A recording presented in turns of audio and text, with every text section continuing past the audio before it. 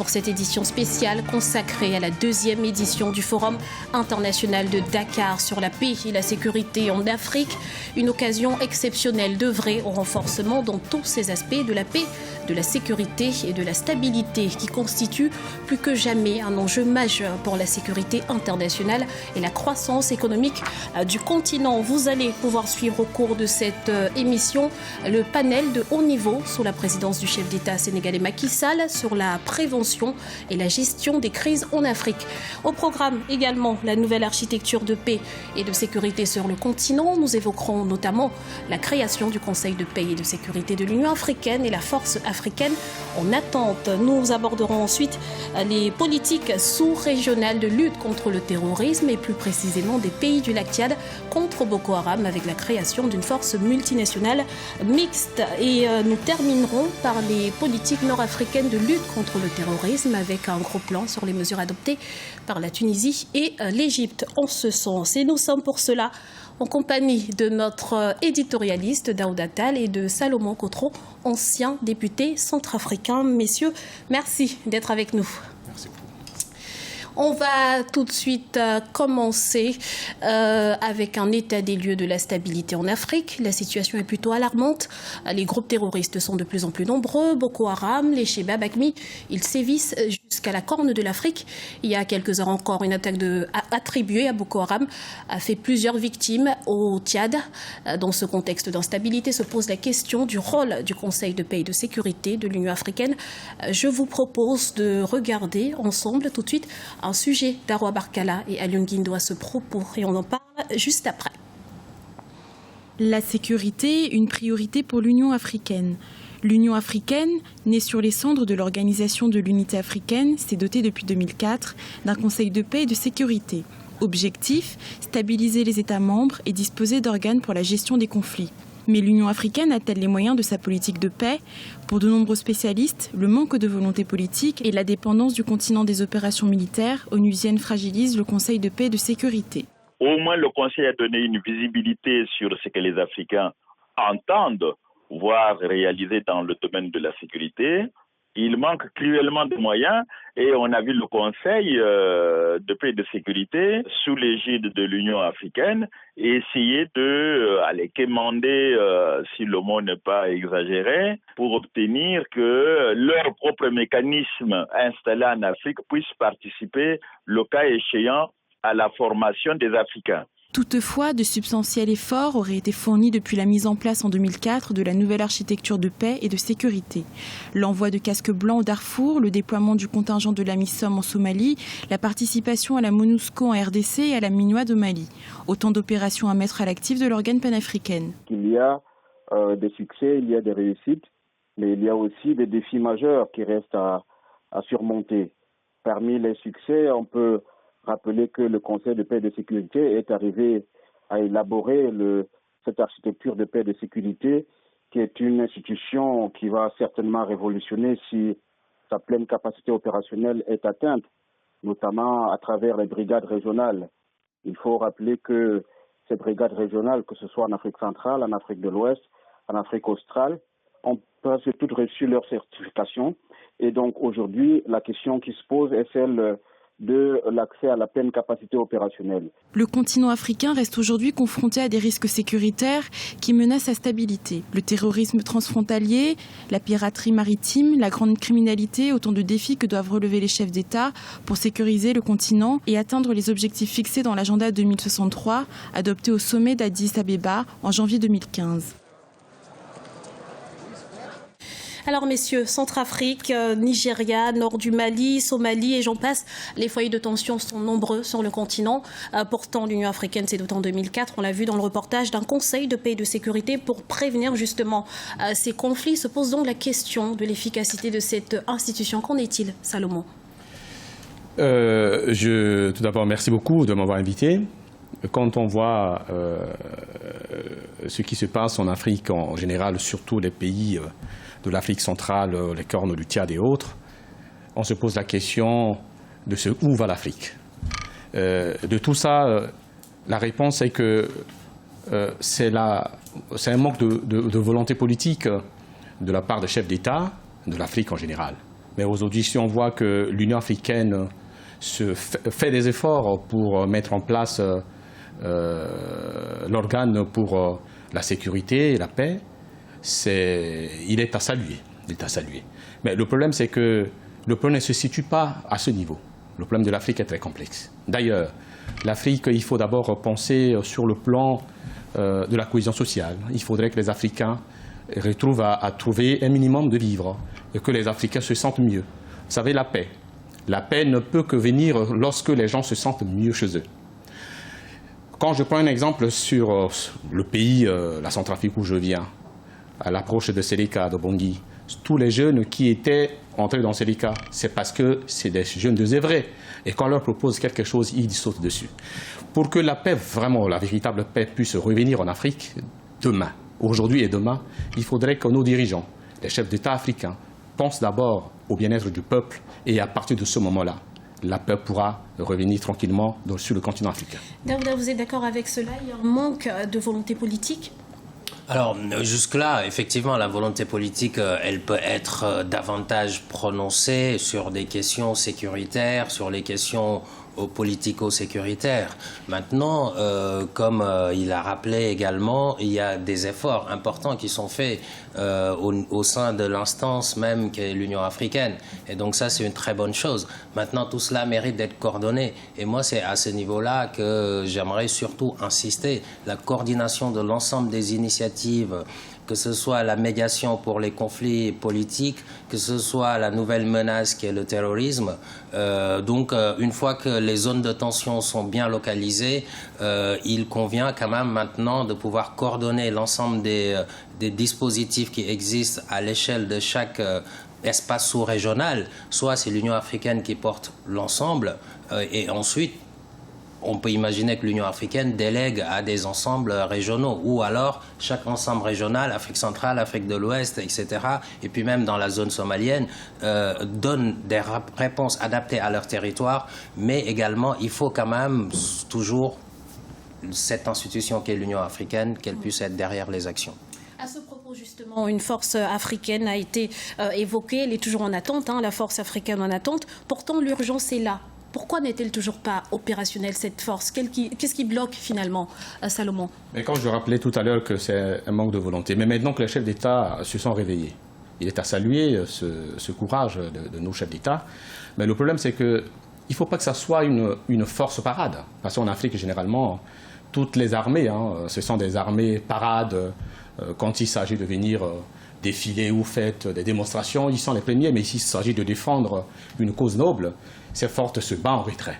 Et donc le problème, c'est qu'il faudrait que ces forces, certes, puissent être mises en place, mais il faudrait que ces forces, ce personnel qui sera constitué dans ces forces, soit formé. Parce que la formation, c'est la base de tout.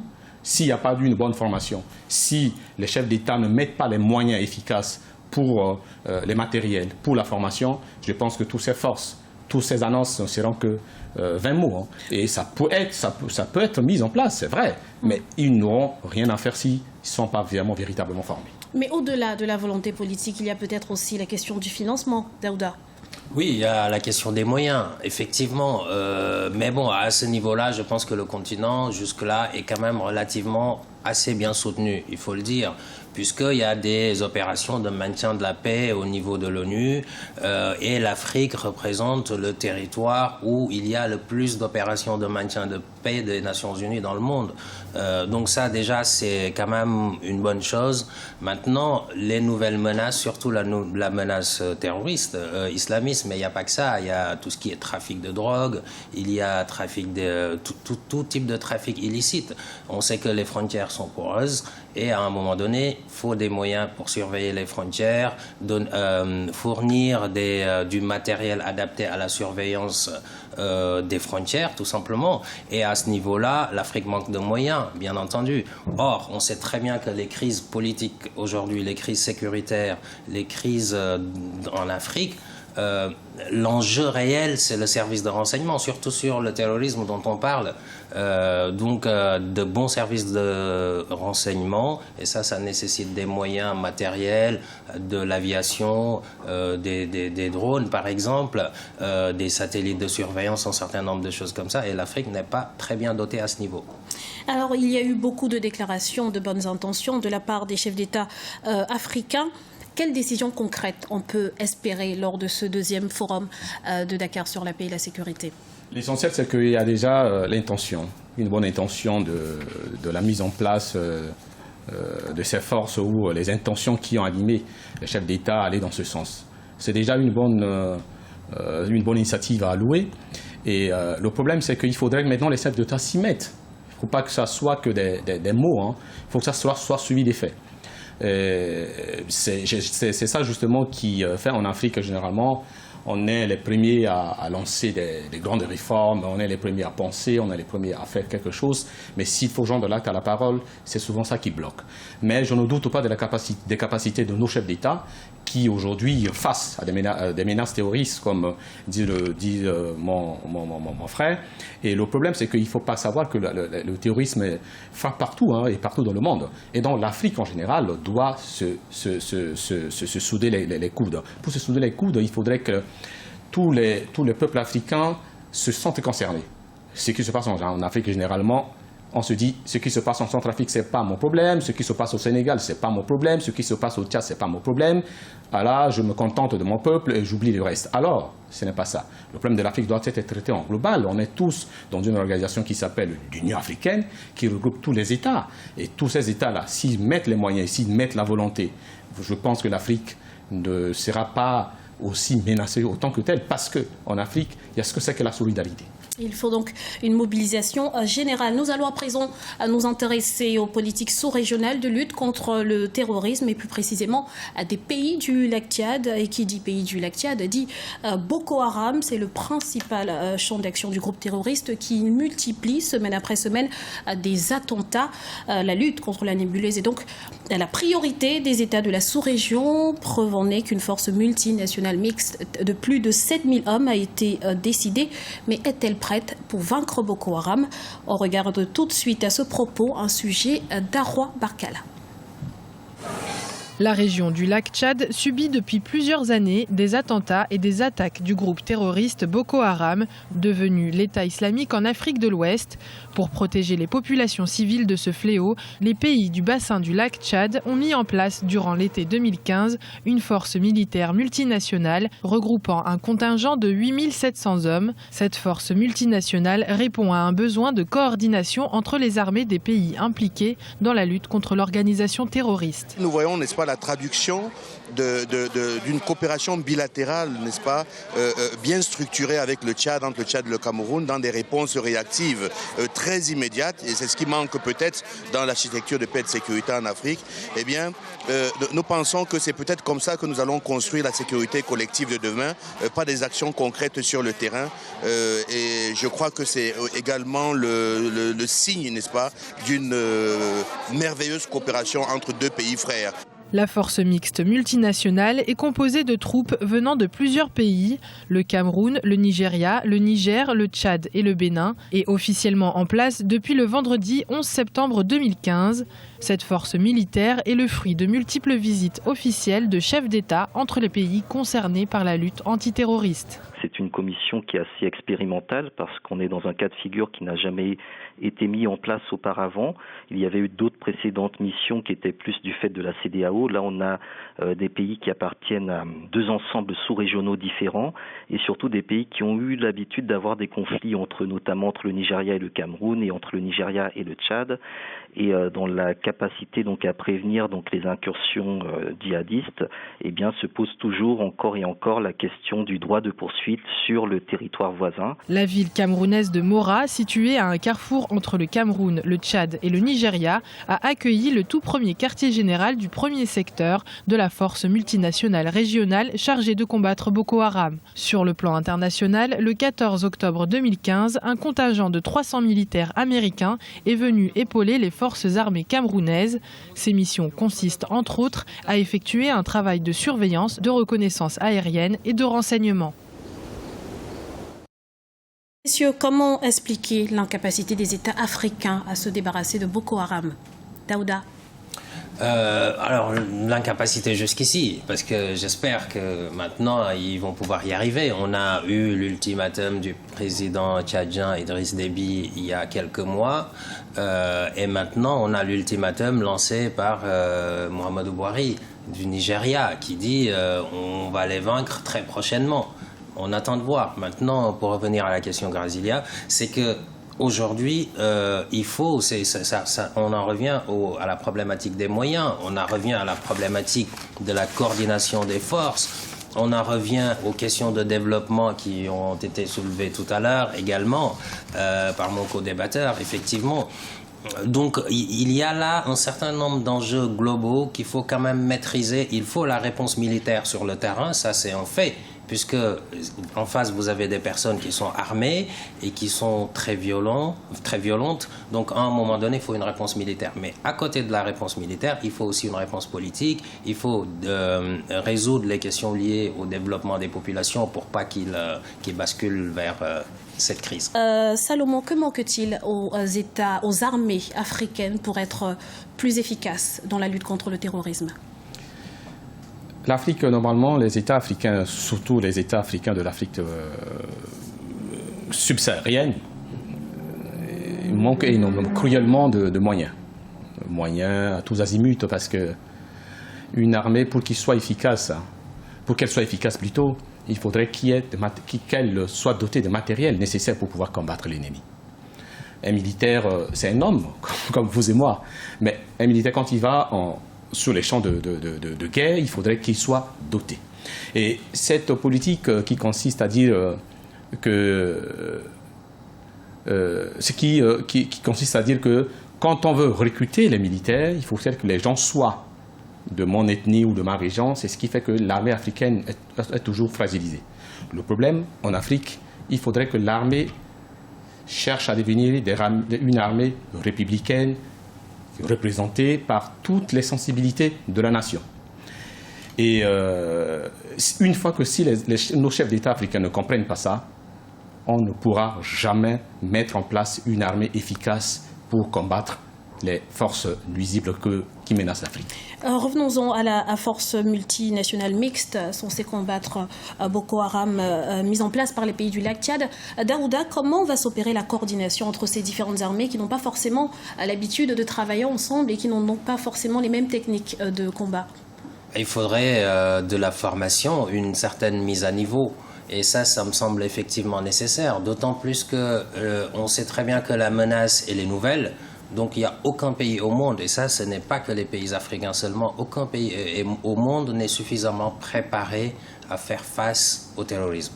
Maintenant, l'Afrique, encore moins sans doute aujourd'hui, vu l'état de certaines armées dans certains pays, mais je pense également que la formation peut faire, en tout cas peut faire obtenir ce que l'on veut.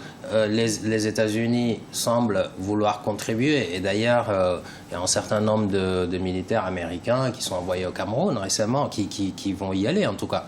Donc je pense que ça doit être aussi des instructeurs, des personnes qui sont capables d'aider au renseignement, parce que cette guerre du terrorisme se gagne par le renseignement principalement, et je pense que l'ensemble des pays qui sont partenaires des pays africains devront contribuer, ne serait-ce qu'à la formation des troupes africaines pour leur permettre d'être bien préparées sur le terrain, parce que c'est nécessaire. Concernant le renseignement, justement, la population africaine a elle aussi son rôle à jouer. Tout à fait. Concernant le renseignement, vous savez, une guerre ne peut que se gagner par des renseignements. Et ce que je disais tout à l'heure au début de l'émission pour dire ce qui se passe concernant le terrorisme, il faudrait vraiment, si on veut vraiment éradiquer le problème de violence, le problème de terrorisme, de tout en Afrique, il faut d'abord commencer par mettre la population à l'aise. Il faudrait que la population soit impliquée dans tout ce qui se passe. La population en Afrique est abandonnée à elle-même. Parce que, vu la misère aidant, quelqu'un qui propose quelques billets, la personne peut vendre un pays à travers ça. Et donc, nos chefs d'État africains, pour combattre cette histoire du terrorisme, c'est pour ça que je parlais de solidarité tout à l'heure, il faudrait vraiment que la population soit associée. Il faudrait une sensibilisation tous azimuts. Il faudrait vraiment qu'il y ait une médiation citoyenne à tous les niveaux, pour que les gens soient informés, que le patriotisme de chaque pays, que l'honneur de quelqu'un de se sentir de chez lui soit enseigné. Et à travers l'éducation, depuis l'école primaire pour en arriver. Sinon, si c'est pour combattre le terrorisme par la force ou par les armées, je pense que ce n'est pas demain la veille d'une possible solution. Vous partagez ce sentiment, Daouda, l'ignorance est en quelque sorte le terreau du terrorisme? Je partage en partie, oui. Effectivement, il faut une réponse globale. Effectivement, la seule réponse militaire ne suffira pas. L'ignorance, oui. L'ignorance, il faudra développer des politiques adaptées pour éduquer les populations. Mais surtout, moi je dirais surtout le développement. Parce que l'ignorance, ça va avec le sous-développement également. Le taux de scolarisation d'un pays développé n'est pas comparable à celui d'un pays qui en voie de développement, on va dire. Donc, quelque part, il faut mettre les moyens là où il faut. L'éducation, la santé, faire en sorte que les jeunes... L'Afrique, c'est la terre qui a la plus forte natalité au monde. Et effectivement, le Nigeria qui est impliqué, on estime que d'ici 2050, le Nigeria devrait être le 3e pays le plus peuplé du monde. Avec des jeunes, donc, quelque part, qui arrivent sur le marché du travail en masse. Donc ces jeunes-là, si vous ne leur trouvez pas du travail, ce sera très facile de les embarquer dans différents trafics pas légaux. Boko Haram recrute à ce niveau-là. D'autres vont encore essayer à partir de cette faiblesse-là. Donc la réponse doit être militaire, politique, sociale, culturelle. C'est tout en ensemble. Place à présent aux politiques nord-africaines de lutte contre le terrorisme. L'Égypte et la Tunisie notamment ont pris des mesures en ce sens. On regarde tout de suite un sujet d'Arwa Barkala à ce propos. Quelle coordination en matière de lutte antiterroriste pour les pays d'Afrique du Nord?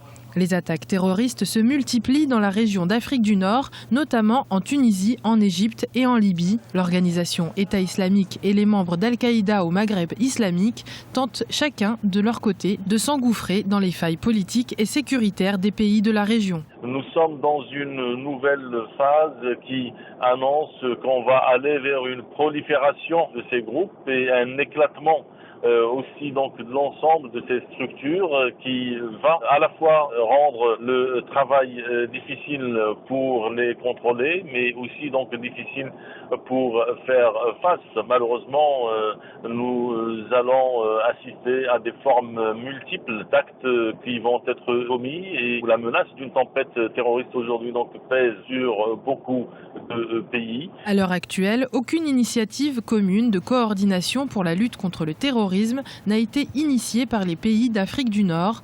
Les sensibilités diplomatiques entre les pays arabes compliquent la donne. Par exemple, le statu quo de l'Algérie concernant la situation au Sahara occidental fait l'objet d'une crispation diplomatique majeure avec le Maroc. Malheureusement, dans ce défi global ne peut être relevé que par une stratégie globale et je pense que la difficulté d'élaborer une stratégie commune et le déficit en matière de coopération entre les États a créé des relations de confiance mutuelle et de dépasser des problèmes chroniques ou anciens et de se libérer d'un contexte stratégique révolu. Aujourd'hui, ces groupes, malheureusement, donc, ont beaucoup d'opportunités qu'ils vont saisir. La Libye, pays géographiquement stratégique au sein des pays arabes, demeure sans gouvernement d'union nationale depuis les élections législatives de juin 2014.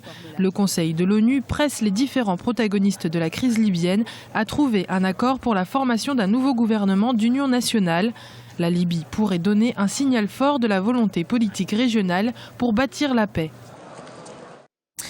Alors la Tunisie et l'Égypte, on l'a vu, ont renforcé leur législation sécuritaire en adoptant de nouvelles lois. Mais est-ce suffisant pour répondre aux défis djihadistes, selon vous, Salomon? Je pense qu'aujourd'hui, aucun pays au monde ne peut faire face à ces groupes terroristes seuls. Il faut qu'il y ait une coordination, forcément, pour combattre ce fléau, que des gens mal intentionnés qui agissent au nom d'une idéologie qu'on ne connaît pas, ce qu'ils veulent, et réellement. Et quand on veut combattre une force, il faudrait que ces forces soient visibles. Mais c'est les forces invisibles, les forces du mal, qu'on ne les connaît pas et qui frappent à tout moment par une surprise. Et je pense que la stratégie ou le rapprochement du Maroc et la Tunisie ne peut être qu'un exemple à suivre surtout pour les pays du Maghreb. Je suis un peu surpris que l'Algérie ne fait pas partie de ces groupes-là. J'aurais souhaité que tous ces groupes-là, les organisations africaines, soit sous-régionales, puissent se mettre ensemble pour coordonner et chapeauter par l'Union africaine pour pouvoir vraiment combattre tous ces fléaux-là qui menacent la paix dans le monde et la paix en Afrique. Daouda, les pays du lac Tchad se sont mis ensemble pour une réponse commune. On voit que l'Égypte et la Tunisie prennent de leur côté des mesures. Et la Libye, qui va se préoccuper de la Libye ? La Libye, c'est une grande question, Grazelia, effectivement, parce qu'on sait très bien qu'il y a deux parlements encore aujourd'hui, Tobrouk et Tripoli. Et donc, l'un est soutenu par la communauté internationale, l'autre non. Or, on ne peut pas laisser l'autre à côté, étant donné qu'ils sont tous libyens, quoi qu'on puisse dire. La question n'est pas aujourd'hui de savoir qui a tort, qui a raison au niveau de la Libye. La question, c'est de réconcilier l'ensemble des Libyens de manière à avoir au moins rebâtir les bases d'un État, puisqu'il n'y a plus d'État. Donc ça c'est la grosse question. Les Nations Unies font leur médiation. Depuis un certain moment, ça semble bientôt porter ses fruits. J'ai envie de dire, espérons-le, parce que la Libye représente peut-être une vraie, et je pèse mes mots, une vraie poudrière pour la région si on n'y prend pas garde. On va tout de suite suivre sous l'égide du président sénégalais Macky Sall, et c'est en direct de Dakar. Mohamed Ben Abdallah, je remercie Messieurs les Premiers ministres Daniel Ona-Ondo du Gabon, Salom Komi Classon de la République togolaise, Mohamed Ben Abdallah Dionne du Sénégal, M. Jean-Yves Le Drian, ministre de la Défense française, M. Latouk, représentant spécial du secrétaire général des Nations Unies, Mesdames et Messieurs les ministres, Messieurs les représentants de la Commission de l'Union africaine, Monsieur le Président de la Commission de la CEDEAO, Excellences, Mesdames, Messieurs les ambassadeurs, Mesdames, Messieurs, en vos différents rangs et qualités, distingués participants, Mesdames et Messieurs, le peuple sénégalais et son gouvernement se réjouissent de vous recevoir à nouveau pour la deuxième édition. Je vous souhaite à tous et à toutes la bienvenue et un agréable séjour au Sénégal. Je voudrais particulièrement remercier toutes les délégations, cette fois-ci, qui sont venues de partout, d'Asie, d'Amérique, d'Europe, d'Afrique, et qui ont fait le déplacement de Dakar. Et c'est pour pérenniser cet important cadre d'échange sur la paix et la sécurité en Afrique que nous avons décidé de la tenue annuelle de ce rendez-vous. Cela témoigne de notre volonté commune de poursuivre la concertation dans une approche globale et inclusive pour répondre en amont aux défis sécuritaires complexes de l'Afrique. D'autant plus que les crises, lorsqu'elles éclatent, sont plus difficiles à résoudre. C'est pourquoi il est important de privilégier une approche préventive, d'anticiper sur les menaces à la paix et à la sécurité, en lieu et place d'une démarche curative quand le mal est déjà installé. Mesdames et Messieurs, nous connaissons la typologie classique des menaces à la paix et à la sécurité en Afrique. qu'il s'agisse de la lutte pour le contrôle du pouvoir politique ou des ressources naturelles, les conflits frontaliers et identitaires font partie de cette typologie maîtrisée. À ces racines du mal se sont malheureusement ajoutées d'autres causes d'instabilité. Je pense notamment au trafic de drogue, à la piraterie maritime, à la criminalité organisée et au terrorisme. Ces sources d'instabilité sont encore plus diffuses, donc plus difficiles à cerner et à traiter, surtout qu'elles peuvent prendre corps hors du continent et influer négativement sur la stabilité et le développement de l'Afrique. C'est dire que nos défis en la matière sont nombreux, surtout que le terrorisme a tendance à se sanctuariser en Afrique parce que ces cerveaux, agissant en réseau, considèrent le continent comme le ventre mou du système international.